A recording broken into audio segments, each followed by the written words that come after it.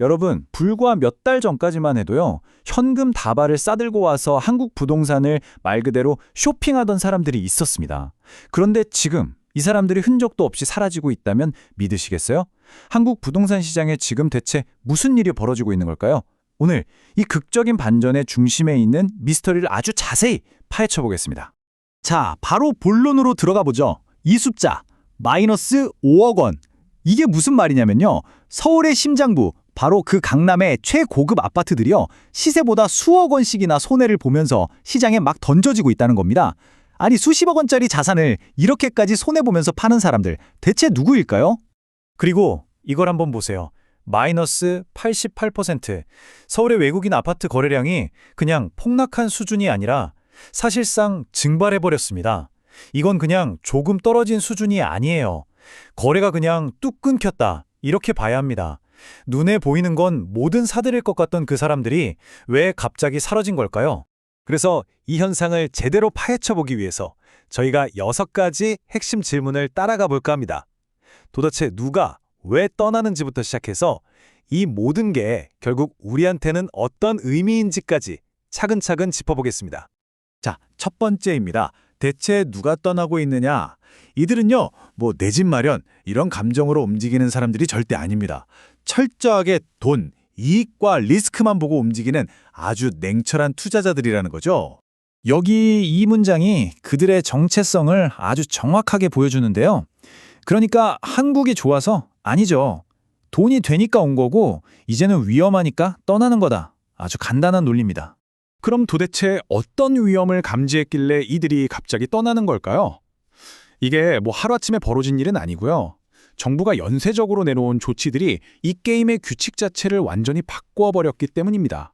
자, 이게 앞으로 정부가 시행할 규제 로드맵인데요. 핵심은 바로 이럽니다. 중국 투자자들이 보기에 지금 당장은 집을 팔 수 있지만 이 규제들이 하나 둘씩 현실화되면 어떻게 될까요?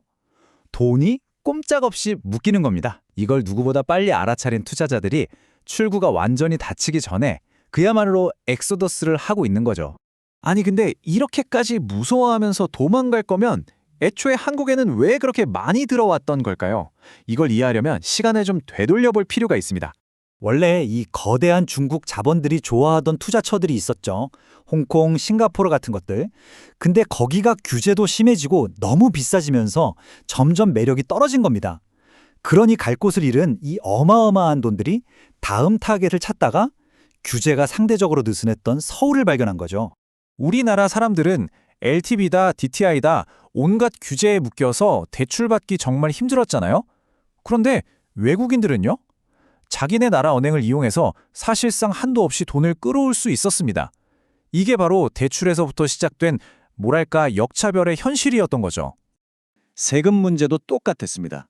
우리는 국세청에서 거의 현미경으로 들여다보듯이 자금 출처 조사를 받는데 외국인들은 사실상 그 감시망 밖에 있었던 거예요. 자금 추적이 거의 불가능했으니까요. 심지어 집을 살 수 있는 자격조차 달랐습니다.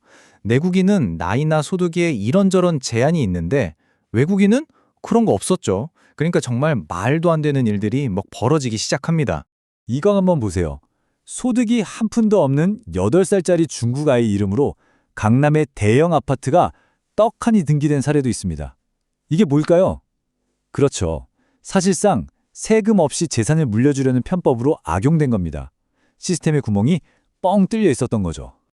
자, 그렇다면 이들이 대체 얼마나, 어느 정도 규모로 한국 부동산을 싹쓸이했던 걸까요?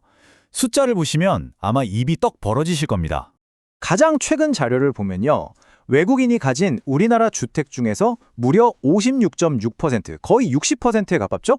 절반이 훌쩍 넘는 이 부동산을 중국 국적자들이 소유하고 있었습니다.